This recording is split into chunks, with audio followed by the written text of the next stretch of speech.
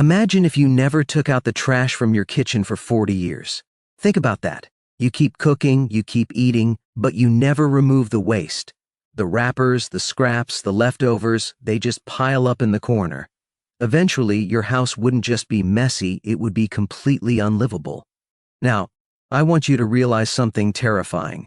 That house is your brain. And if you are eating the standard American diet, engaging in standard eating patterns, you have likely never given your brain a single day off to actually clean itself. Most of us feel this lack of cleaning, but we misinterpret the signal. We call it aging. We call it brain fog. We accept that 3 p.m. mental crash where you can't focus and need a coffee just to function. But let me be very clear. That crash isn't just you being tired. It is a metabolic distress signal. It is a red flashing light on your dashboard, indicating that your brain is struggling to clear out metabolic waste because it is under constant, unrelenting insulin pressure. This goes far deeper than just forgetting where you put your keys or walking into a room and forgetting why you're there. We are talking about the structural rotting of your neural pathways. It is caused by a toxic buildup called amyloid plaque, a substance that literally gums up the gears of your mind. If you ignore this signal, you aren't just tired, you are allowing your brain to slowly suffocate in its own waste. But the good news is, your body has a built-in mechanism to take out that trash, if you know how to unlock it. To fix this, we have to look at the machinery of your cells. The science is actually very simple. Your body operates on a binary switch. It can only be in one of two modes at a time. It cannot do both. Mode 1 is triggered when you eat. It's called mTOR. Think of this as growth mode. When you eat, your body screams, build, grow, store energy. This is great for survival. But while your body is in construction mode, it completely ignores the trash piling up in the corner. Mode 2 is triggered only when you stop eating. This flips the switch to AMPK. Think of this as efficiency mode. When nutrient sensors detect that no food is coming in, your cells say, okay, we have no new fuel, so we need to hunt for energy inside the building. This triggers a process called autophagy. Literally translated, it means self-eating.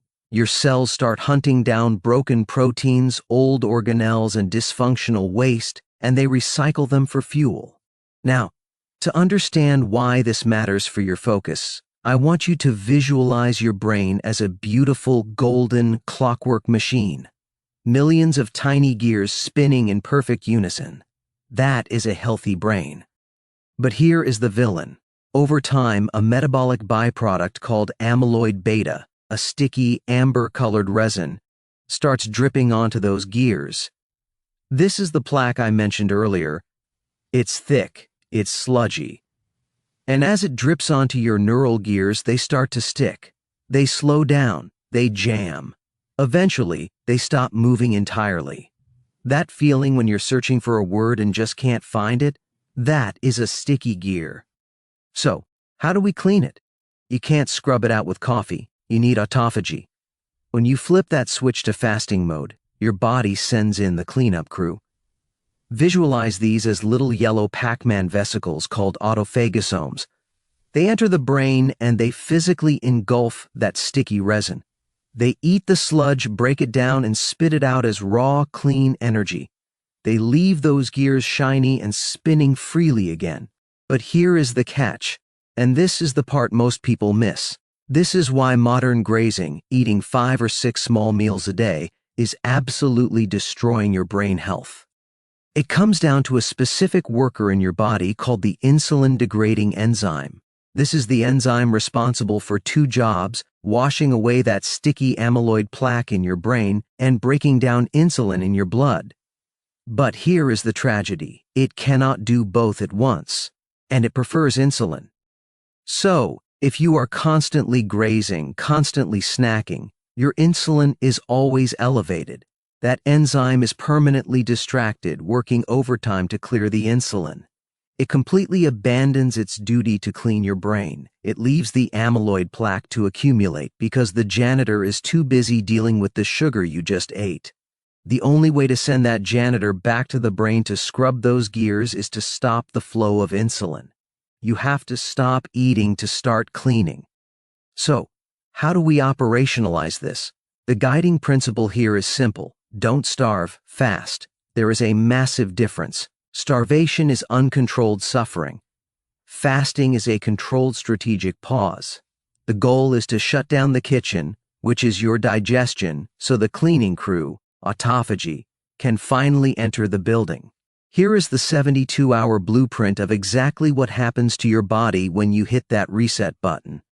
Between hours 12 and 24, the switch flips. Your body burns through its stored sugar, known as glycogen. The fuel gauge drops and your metabolism is forced to shift gears. You enter ketosis. You stop burning sugar and start burning fat. This is where the brain fog starts to lift because fat is a much cleaner burning fuel for the brain than sugar. Between hours 24 and 48, the scrubbing begins. Autophagy ramps up significantly. Your body realizes food is scarce, so it sharpens your senses for the hunt. It releases a protein called BDNF, brain-derived neurotrophic factor. Think of this as miracle grow for your neurons. It protects your brain cells and encourages new connections. You might feel a surprising spike in mental clarity here. That isn't accidental, that is survival. Then, we hit the holy grail, hours 48 to 72. This is the deep clean. At this stage, your human growth hormone, or HGH, can spike by up to 300%. This is crucial because it protects your lean muscle mass while you fast. Simultaneously, your immune system hits a hard reset. Your body starts killing off old, inefficient white blood cells to make room for brand new stem cells. But to truly maximize this brain reset, there is one non-negotiable requirement. You must sleep. This brings us to the glymphatic flush. This is a mechanism that was only recently understood. When you enter deep sleep, especially in a fasted state, your brain cells physically shrink by about 60%. It sounds crazy, but they contract. This opens up wide channels between your neurons. Visualize this. When those channels open, cerebrospinal fluid rushes in like a high-pressure hose. It sweeps through your brain tissue, washing that toxic amyloid sludge and metabolic waste out of the brain and down into the liver to be eliminated. If you have food in your stomach, this process is blunted, but if you are fasted, that hose is turned up to full pressure. This is how you physically wash your brain. Now, let's tackle the single biggest fear people have, the myth that fasting will eat up your hard-earned muscle. Listen closely. This is chemically false. Evolution is smarter than that. If our ancestors lost their strength every time they went without food, humans would have gone extinct. When you fast, your body doesn't want to become weak, it wants to become efficient. That massive spike in human growth hormone I mentioned earlier, that exists specifically to put a protective shield around your lean muscle mass while shifting your metabolism to prioritize burning stored fat. You don't lose muscle during a fast, you clean it. However, I need to give you a serious medical reality check.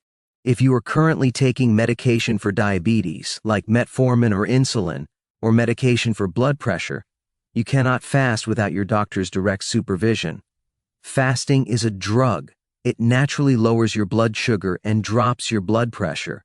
If you combine that natural drop with medication designed to force those numbers down, you can cause a fatal crash. Respect the potency of this protocol. But for those of you ready to start, remember this. You are not a victim of your genetics. You are not destined to lose your memory just because your parents did. You possess a biological delete button for cellular junk. It has been buried in your DNA for thousands of years. You just have to press it. You don't need to start with a 72-hour marathon. Here is your challenge for tomorrow morning. Simply push your breakfast back by 4 hours. That's it. Give your cleaning crew a tiny window to show up and do their job. And one final rule. When you do break a fast, whether it's 16 hours or 72 hours, treat your gut like a cold engine on a winter morning. Do not slam on the gas with a heavy meal. Break your fast with bone broth first. The glycine in the broth will seal your gut lining and prepare your digestion. Wait 30 minutes, then eat. Take care of your brain, and it will take care of you.